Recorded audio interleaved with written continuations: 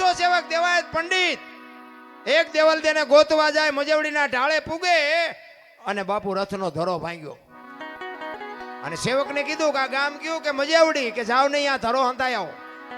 ત્યાં દેવ તણખીની બાપુ કોડ અને અહીંયા આવીને કીધું કે ધરાને હાથી દો. દેવ તણખી ના પાડે છે કે ભાઈ આજ તો મારા 11 હપ્તો છે.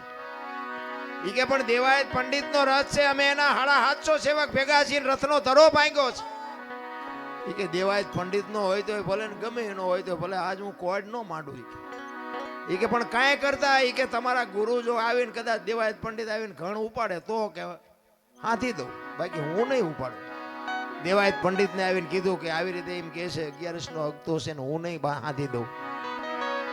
આવ્યા દેવાયત પંડિત, ઈ કે તમે ઉપાડશો ઘણ? તો કે હા. એ ધરો ધકાવા મૂક્યો અને લાલ ચોર જેવા બે ઠેબા કરીને આમ મેરણ માથે મૂક્યા અને કીધું મારો કા.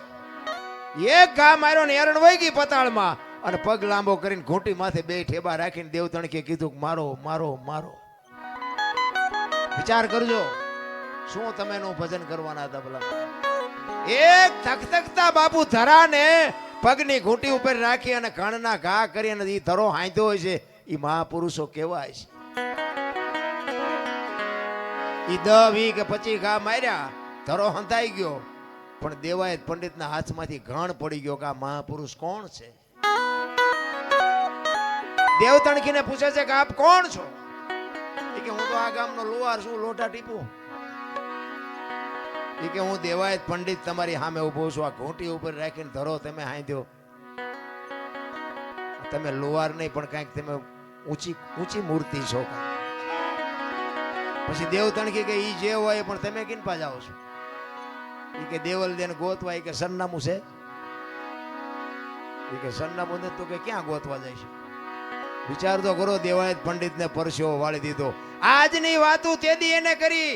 ધરતી ઉપર હેમર હાલશે, હુના નગરની મોજા લક્ષ્મી લૂંટાય, લોકો તણી નહીં થાય રાડ ફરિયાદ.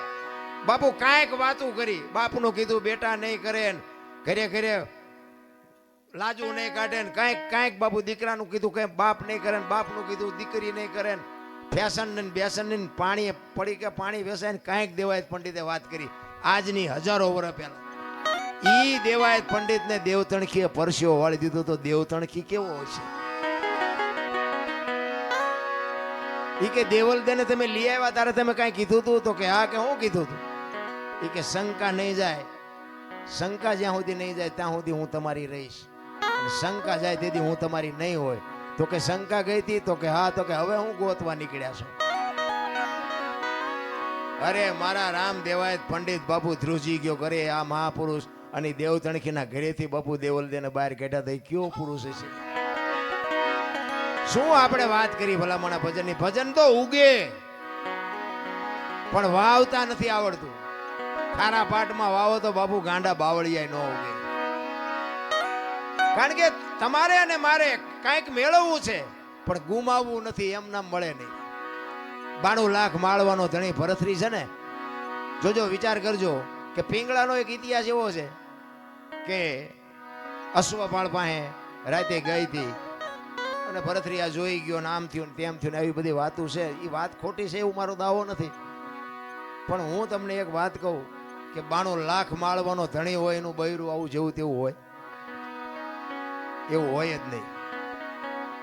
પણ આમાં શું છે કે સાચો ઇતિહાસ બધા દબાવી રાખ્યો છે. પાદરી ઉથડક વાતો કરે.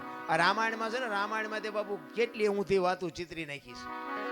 રામાયણ છે કંઈક જુદી ને દુનિયા ઊંધી કરી નાખીશ. એ 92 લાખ માળવાનો ધણી ભરથરી પિંગળા વગર બાપુ એક સેકન્ડ નો રહે કે ઈ પિંગળાને છોડીને બાપુ સાધુ બની ગયો હોય છે. કેમ બન્યો હોય છે? વિચાર કરજો. એકવાર ભરથરી બાપુ શિકાર કરવા માટે જાય છે. 2-5 સૈનિકો છે હારે. એ શિકાર કરીને વળ્યા ને ત્યારે એક ગામની બાજુમાંથી નીકળ્યા અને એમાં કોઈક ભાઈ ગુજરી ગયેલો ને શમશાન યાત્રા નીકળી. એ શમશાન યાત્રા જાતી હતી ને વાંહે એક બેન માથા પસાડતી જાતી, વાળ તોડતી જાતી.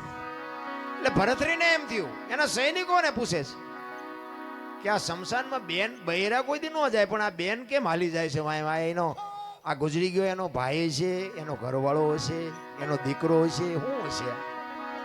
એ કે આપણે આ પાકું કરવું છે. એ શમશાન હતું ને ત્યાંથી આમ આગા ઘોડા ઊભા રાખીને જોવે છે કે શું થાય છે.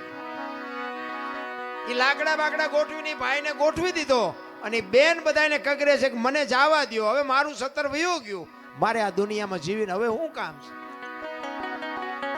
એટલે કોઈ છોડતા નથી ને પછી બેન ને બાપુ સત ચડ્યું ને એ જણના હાથમાંથી ચોંટ મારી નીકળી જાય, હળગતી અગ્નિમાં બાપુ એ દીકરી વહી ગઈ અને ભાડ ભાડ ભાડ ભાડ મંડી હળગવા.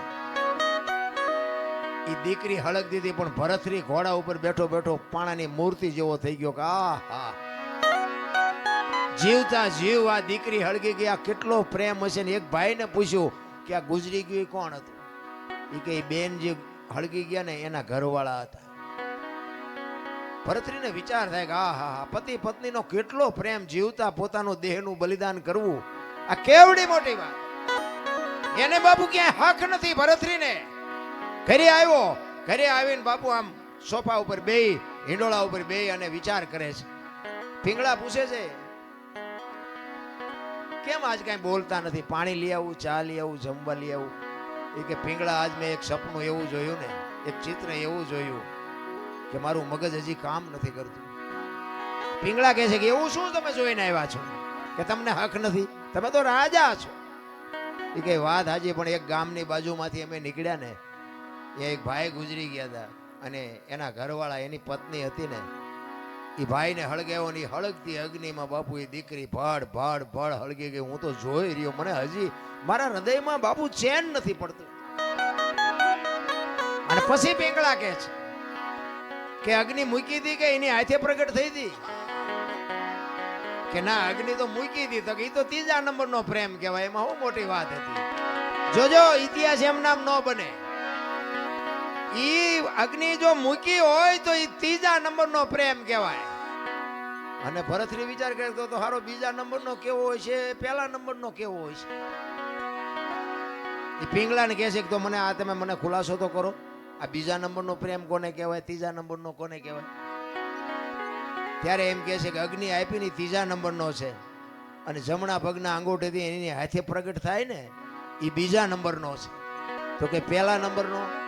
કે પહેલા નંબરનો પ્રેમ ઈ છે કે પોતાની પત્નીને એનો ધણી ગુજરી ગયો એવી વાત જ્યાં કાને પડે અને શ્વાસ અંદર હોય તો બહાર નો નીકળે ને બહાર હોય તો અંદર નો જાય ને ખોળિયામાંથી જીવ નીકળી જાય, આનું નામ પહેલા નંબરનો. હવે આવું આપણા બૈરા કે એટલે આપણા બૈરાને પૂછ્યું કે ન પૂછ્યું તું મને કેટલા નંબરનો કરે છે? આપણે કે હારા તો એટલા બધા નથી જ.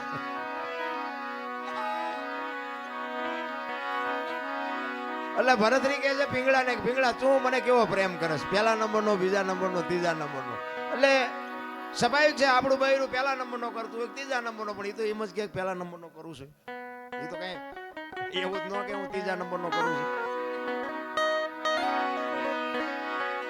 એટલે પિંગળા કહે છે મહારાજ એ બધી વાત જવા દો અને જે કરતા હોય કરો.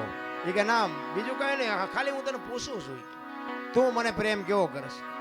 પછી પિંગળાને એમ થયું કે આ જાણ્યા વગર તો લોહી પીધા વગર રહેશે નહીં અને સાચું આમને સમજાવવાનું નથી. તેથી પિંગળા કહે છે મહારાજ, મહારાજ તમને હું પ્રેમ પહેલા નંબરનો કરું છું, પણ અખતરો ન કરતા ને રોતા નહીં આવડે. જો અખતરો કર્યો તો દરબાર રોતા નહીં આવડે, પહેલા નંબરનો પ્રેમ કરું છું. એ કે ના ના એવું કઈ નહીં કરવું, પણ આપણે હકણા રહી. 400 મહિનાનો સમય થયો ને બાબુ, એને મનમાં વાત જાતી નહોતી કે મારે પિંગળાની પરીક્ષા કરવી છે. એમાં એકવાર ફરીને શિકાર કરવા ગયા અને એના ભાઈ વિક્રમસિંહ ભેગા છે. વિક્રમને કહે છે કે જા તું મારો ઘોડો ને તારો ઘોડો બે લઈને રાજમાં જા અને તારી ભાભી પૂછે કે તમારા ભાઈ ક્યાંય ગયા તો તારે કહેવાનું સિંહના શિકારમાં કાયમ આવી ગયા, સિંહે મારી નાખી. એ કે પણ મોટા ભાઈ રહેવા દો ને, આ શું કામ આ ખેલ કરો? નહીં કંઈક નહીં બનવાનું, કંઈક બની જાય તો હેરાન થઈ જવું. કે તું મને મોટો ભાઈ માનતો હોય ભલે, રાજા માનતો હોય ભલે, મારી આજ્ઞાનું તારે પાલન કરવું પડે. આ અમસા નથી રાજા વાજાનો વાંદરા કીધા, આવા હાથે કરીને ઉભા કરતા હતા. એ વિક્રમ આવ્યો બે ઘોડા લઈ અને આવીને આમ દરવાજામાં બે ઘોડા હાથમાં દોર્યા છે ને હાલ્યો આવે છે. અને અટારી ઉપર બાપુ પિંગળા ઊભી છે, બાજુમાં એની દાસી ઊભી છે. અને પિંગળા પૂછે છે, વિક્રમભાઈ તમે આવ્યા, તમારા ભાઈ ક્યાં? એટલે વિક્રમ ઘડીક બોલતો નથી. વિક્રમભાઈ તમને કહું છું, તમારા ભાઈ ક્યાં? માંડ માંડ બોલ્યો, કારણ કે ખેલ તો પછી નાટક તો હરકી રીતે જ કરવું પડે. એ કે મારા ભાઈએ સિંહના શિકારમાં મારા ભાઈ ઉપર સિંહે તરાપ મારીને મારા ભાઈને મારી નાખ્યા છે. એ આમના મટારીએ હાથ રહી ગયો બાપુ, પિંગળાના ખોળિયામાંથી જીવ નીકળી ગયો. હવે પડખે દાસી ઊભી છે, એટલે દાસીએ પિંગળાનું બાવડું પકડીને કીધું કે હાલો બા. એ આમ બાવડું પકડ્યું ને ત્યાં પિંગળા પડી. ત્યાં બધાને ખબર પડી કે પિંગળા તો ગુજરી ગઈ. અને કડીક થયું ભરથરી આવ્યો ને બાપુ ખબર પડી ને પછી ભરથરી માથા મીડ્યો પસાડો. પિંગળા પિંગળા હવે હું તારા વગર, અને 92 લાખ માળવાનો ધણી એનું બૈરું બાપુ ગુજરી જાય પછી પબ્લિક કેવી ભેગી થઈ છે. કીડીઓ ઘોડે માણા ઉભરાણો હો, પણ ભરથરી બાપુ બેકાબુ બની ગયો. વાળ મીડ્યો તોડવા, ધૂળ ને ફાકડા મીડ્યો ભરવા. પિંગળા જાગ પિંગળા, પણ મરેલા બાપુ જાગે. આ તો પહેલા વિચારવાની જરૂર છે. હું તો એમ કહું છું કે અખતરા કોઈ વાત ના કરાય જ નહીં, પછી રોતા નથી આવડતું. આપણે જેલમાં કોઈ માણા હોય એને બાપુ આ સંસારની હરવા ફરવાની, ખાવા પીવાની, મોજ કરવાની કઈ જરૂર નહીં હોય, એને શોખ નહીં હોય. આપણને દુઃખ થાય ખરું, આ 10 વરા 20 વરા 25 વરા જેટલી જેલ હોય એમને કોઈનું મોઢું નહીં જોવાનું, 1-4 દિવાલો વચ્ચે જિંદગી કાઢવાની.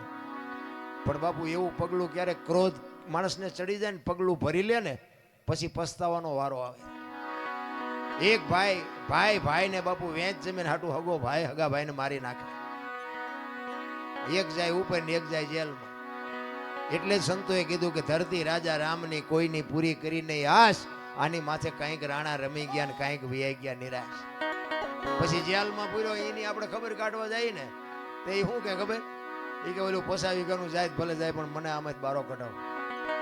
તો હવે વેચ જવા દીધી હોત તો તારે મોડું થઈ ગયું. મારો કહેવાનો અર્થ એ છે, સમયની હારે હાલો. સમય બડા બલવાન ને પુરુષ બળવાન. હમણાં કીધું તું ને વખતની બાપુ વાતું છે.